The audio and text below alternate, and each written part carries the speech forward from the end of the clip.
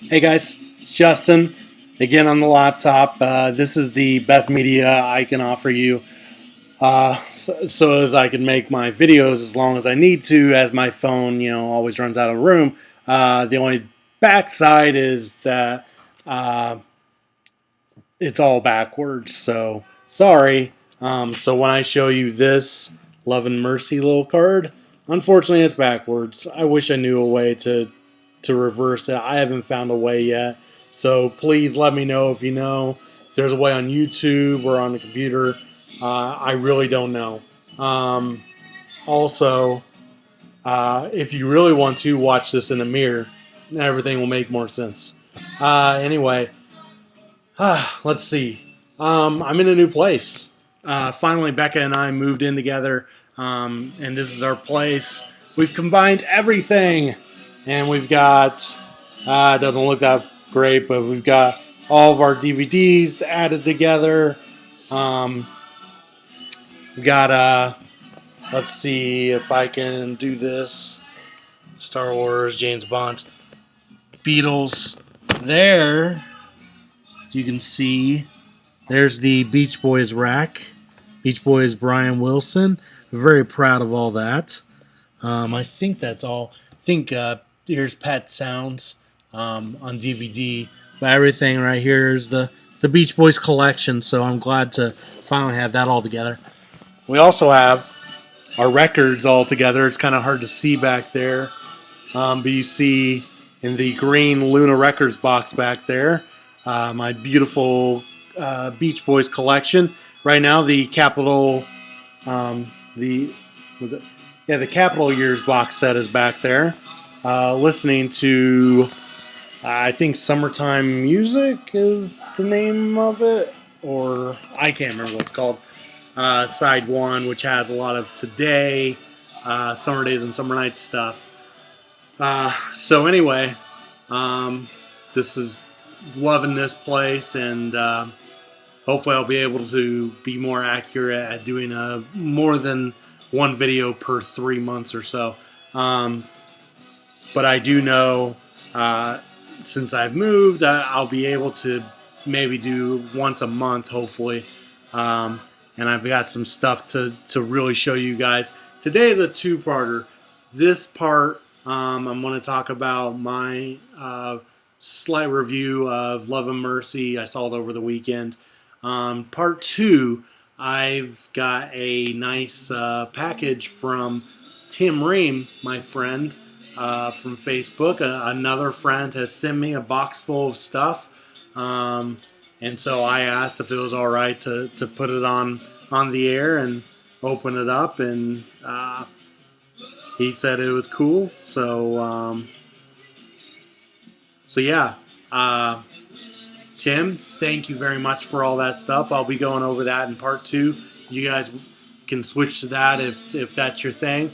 But right now I'm going to go over Love and Mercy. When I got to the theater, it was in Indy. It wasn't really showing that many places in Indiana, a few places in Indianapolis. These cards were laying by the cash register. There's a big stack. I grabbed some. Nothing on the back, but it's just cool to have it, So, sorry that's backwards, as I said earlier. Everything's backwards. So anyway, saw it last Saturday. My friend Randy was there. I didn't expect him to be. I forgot he lived on that side of Indy. So he randomly said my name when me and Becca came in. So we sat together. That was nice to watch it with a fellow Beach Boy fan, as Becca is a Beach Boy fan as well. But that camaraderie that we geeky fans have. So anyway, I started the movie. There's a sound collage right after the first scene. It's like, I know that it was called like the Revolution 9 type mix of audio with Beach Boys sessions and tracks and whatnot. It is unbelievable. It goes to black, and I think that it was called Black Hole by the composer who put all that stuff together. And so you can hear like the organ bit to Windy, and here's some of the session talking from Good to My. I think there was something from Good to My Baby. There was all kinds of stuff. If you go onto IMDb and look at the soundtrack, it shows you what songs were contained on there. Obviously, if you are familiar with IMDb, but it kind of shows how they put them all, kind of what ones they put in there. It's really awesome. And it does switch back and forth between John Cusack and Paul Dano. If I'm saying that right, I hope so. Dano, I'm not sure. So anyway, I was actually surprised that it went Cusack, Dano. If you don't know the story, I don't know why you're watching this video, because you're usually a Beach Boys geek watching this kind of stuff. So anyway, I'm not going to spoil anything because everyone knows the story. You should know what's going to happen. There's no spoilers here. I guess if you don't want to know what's in the movie, what to watch for, I don't know, then you can watch my next one. Anyway, kind of shows an opening montage of the early years. Everything is recreated really well. Surfing Safari album cover, the striped shirts, Murray, Audrey's in the background a little bit, not much.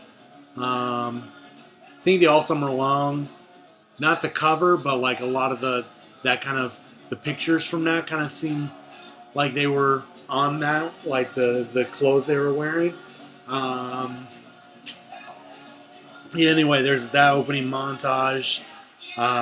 Being that it was last Saturday and it's Wednesday now, I know I'm not going to remember it scene for scene. And then it has Cusack buying the car from Elizabeth Banks, Brian buying it from Melinda. Those scenes were a little hard to watch, but very interesting. Cusack was really good in this. There was a part where he says, "Gene, I'm hungry. Gene, I'm hungry." And he sounds so much like Brian from that era. It's scary. It's scary because it sounds like Brian kind of worried and stuff from that time.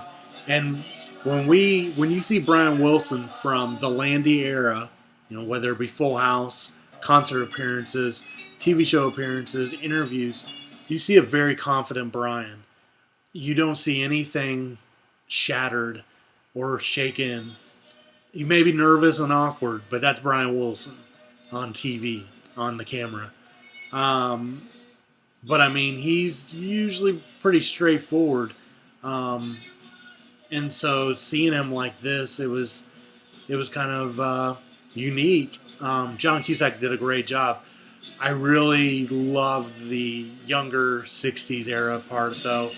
Showing the Pet Sound sessions. They used, I'm pretty sure, let's see here, That's Not Me. Maybe Let's Go Away for a While. I think it may have had a snippet in there. I Just Wasn't Made for These Times, which is kind of ironic. I'm surprised it didn't make an appearance. Pretty sure every other song makes an appearance throughout the movie, whether it be the track, whether it be a rehearsal, whether it be discussed, like I Know There's an Answer and Hang On to Your Ego. It's mentioned. And I guess to an extent, That's Not Me was mentioned. He didn't mention it by title, but Mike says, "You know what? We didn't play on this album, blah, blah, blah." And Brian says, "Well, Denny played on some, and Carl played on some," which, if you know what your Pet Sound Sessions looks like, your sessionography, you know that Denny and Carl played on That's Not Me, I believe. There's very few instrumentation on that. But like Don't Talk was on there during an acid trip. It's used awesomely. It was great. I love that kind of stuff. And there was some other stuff some older songs, oldies songs that were new then that are playing in the background as well, besides Beach Boys. But I had a blast watching it. You'll have a blast as you're a Brian Wilson fan, I gather. There's a little bit of smile, not as much smile as I thought there would be. There's just a tiny bit of the 70s. And when I say a tiny bit, I say like Brian laying in bed in a robe with a beard. It's really not that much. I would have loved if they had gone in the 70s, but I knew they didn't have time to do that. I saw John Cusack plays Love and Mercy on the piano. It's just piano, it's not sang. And I feared he didn't play that. I know Paul Dano played his own parts and he sang parts. But I know that when Love and Mercy was played on the piano, I saw in the credits Darian Sahamaja played the piano in that part, which I thought was very interesting to know that. Special note of that. And you also hear Gene during the very awkward part where he's yelling at Brian. He's like, "We're gonna record the song." He's yelling in the other room, and he says, "What is this song? It's Heaven in a Car," or something like that. Which I allude to be "Let's Go to Heaven in My Car," which they did do together. And about vocals, Paul Dano did do some of the vocals, and he sounded excellent. And some of the playing was the people there playing as the Wrecking Crew. It wasn't the Wrecking Crew, obviously, but they mix it up. But it's excellent. I've seen a fan post that it didn't sync up very well. I don't believe that, but that's my opinion. Also, let's see here. There's one other thing. Dang it. Why waste time? I think I lost it. That's why I need to write these notes down. But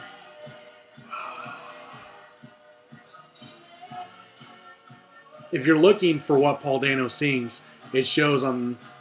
It gives him a credit on the IMDb credits, and so I bet you when I do my next part, I'm going to remember what I was going to say. And if you watch this as a two-parter, you're going to be like, "Oh, okay, Justin, thanks." I wish I could think of it right now. So why don't we go ahead and end part one? Hope you enjoyed my review. Totally enjoyed the movie, and you shall as well. Hopefully it will come to DVD, and everybody will get a chance to see. So take it easy. We'll see you in part two.